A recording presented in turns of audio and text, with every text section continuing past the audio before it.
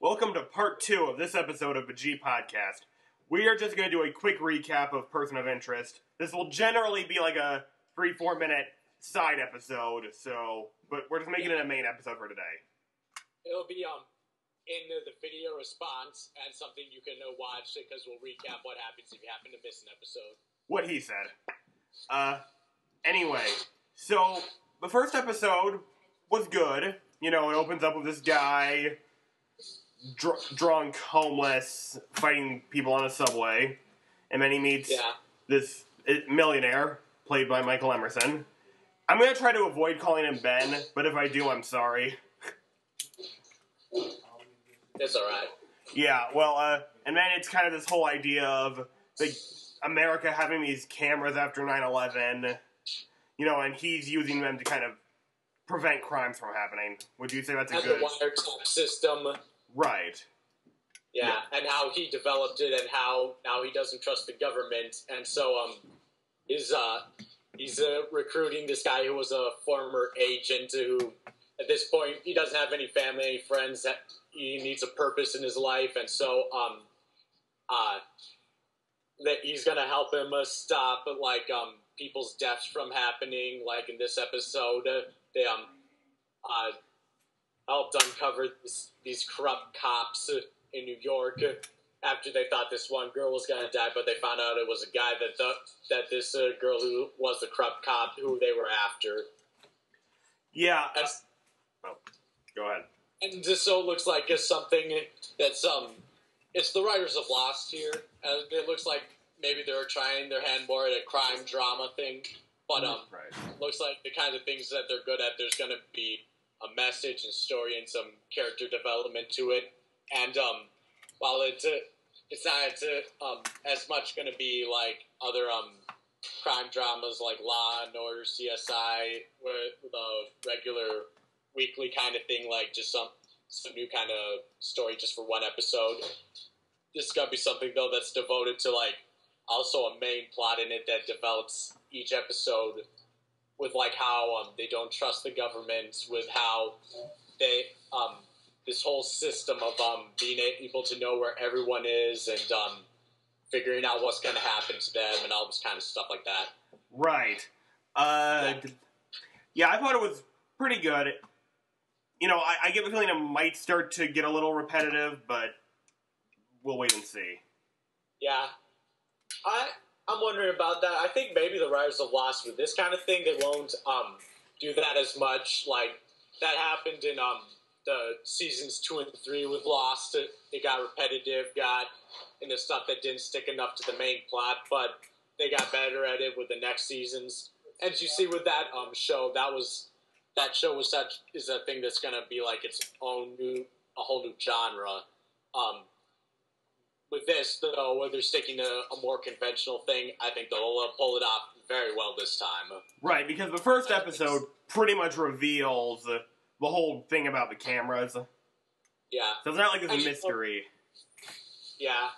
And the thing is, some shows, they get better as the seasons go on because, the actors get better, though writers get maybe more used to the kind of type of story they're telling. Experienced. Yeah. I think that with this kind of thing, they'll be able to pull it off well. Right. Now, obviously this year, the writers of Lost have Person of Interest and Once Upon a Time. You know, Person of Interest looks more like a weekly crime drama, whereas Once Upon a Time is more like Lost in a story throughout the whole thing. Yeah, another great thing to watch coming from them. They said they didn't want to do anything Lost-related, and so I think they're trying their hand at new things that they're going to do great at. Right, now one thing I've heard about Once Upon a Time is there's going to be these little nudges to Lost throughout the show, subtle references, which should be interesting. Yeah, and there was a lot of subtle references, in Lost with all the characters, their names. John Locke, the philosopher. Sawyer was off of Tom Sawyer. You can see stuff like that, references to history, references to all kinds of things in the episode's names. That's something they would do. And, right. I mean, you can just see that preview, and you And you, like, with me personally, I saw that. I didn't know whether or not it was going to be good or a bad show.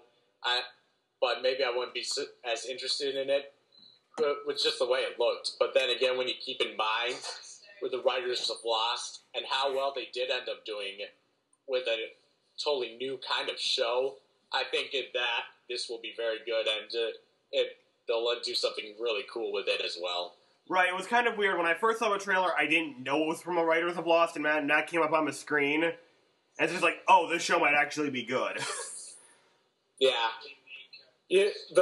When you see something like Lost, and the thing is, unless you're going to do a Lord of the Flies ripoff, that's something they're, like, even the people, like, at ABC, I think maybe, like, or whoever it was, said that it couldn't be anything more than a miniseries, because how are you going to keep it going? Right. But they found a way by first including, all that science fiction and fantasy stuff, other people on the island, and not being a thing about them getting off the island, about them getting involved with things going on the island, and having a great story of character development with people being lost in their lives.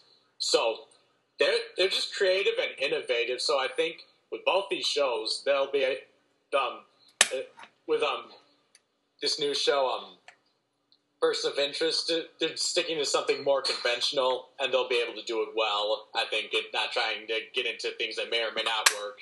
And then Once Upon a Time may end up more like Lost, but I think there's gonna be things that'll turn out well with them. And they've learned, and I think they've learned from Lost, right? Things that, they've already had experience there. So I think if there are things that do work and other things that don't work, at least with this, that there'll be more things that do work, and it'll end up being very good. As seasons 5 and 6, like season 6, ended up being the best season of Lost.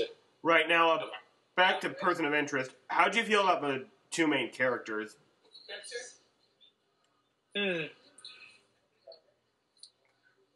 Not sure. Like, I think they'll be like they'll be able to, they'll do something like be some kind of something that the writers will be able to do well with, but I don't know. I think like the guy, I don't know yet. I just have to wait and see, I guess. Yeah, well, watching it, their purpose, I think they fit the whole idea of the show, I guess. Well, I felt like Michael Emerson was essentially playing his character from Lost. Yeah, maybe.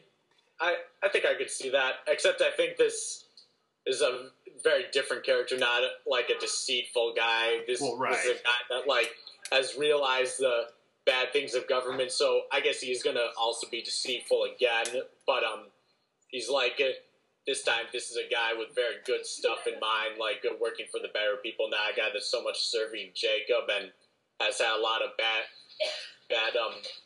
experiences as a kid, and it becomes this, commits genocide and becomes heartless and cold in ways.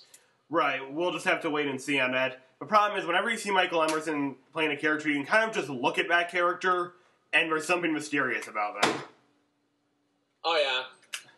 He's a good kind of actor for that kind of thing. Right. He's like, I think Harrison Ford, he's great with action kind of those stars. Like, a lot of the time he's playing himself, and like, but the roles he gets into, it's just so great to watch him. And I think Michael Emerson, he's just great to watch with this kind of personality that he plays in the shows.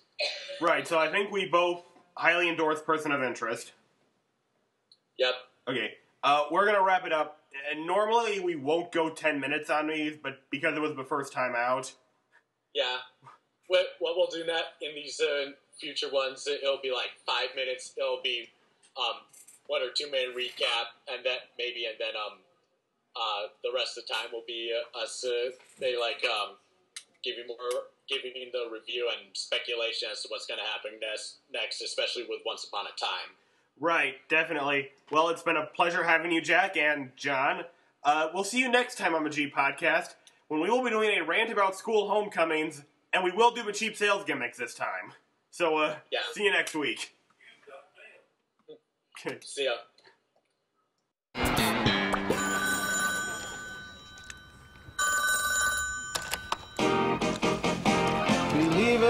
but George isn't at home. Please leave a message at the beep.